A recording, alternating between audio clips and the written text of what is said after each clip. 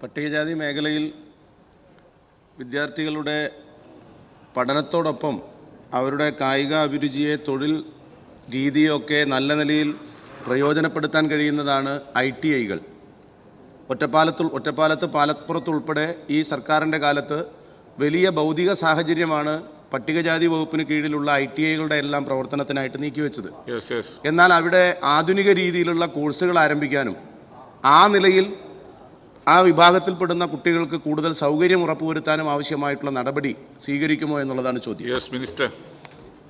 Sir, SC വകുപ്പിൽ 42 ITകളും ST വകുപ്പിൽ 2 IT വകുപ്പുകളുമാണ് sir ഇപ്പോൾ നിലവിലുള്ളത്. അപ്പോൾ ഈ ചൂണ്ടിക്കാണിച്ച കാര്യം ശരിയാണ്. നമ്മൾ അത്തരം ITകളിൽ പഴയ കോഴ്സുകൾ ആണ് ഇപ്പോൾ നിലവിൽ പഠിപ്പിച്ചുകൊണ്ടിരിക്കുന്നത്. അപ്പോൾ അതിന് ഇന്ന് വലിയ പ്രയോജനമില്ലാത്ത ഒരു സാഹചര്യത്തിൽ അത്തരം കേന്ദ്രങ്ങളിൽ അത്തരം ITകളിൽ ഏറ്റവും ആധുനിക രീതിയിലുള്ള കോഴ്സുകൾ കൊടുക്കുന്നതിന് വേണ്ടിയിട്ടുള്ള നടപടി ഇപ്പം ഗവൺമെൻറ്റും വകുപ്പ് സ്വീകരിച്ച് കഴിഞ്ഞിട്ടുണ്ട്.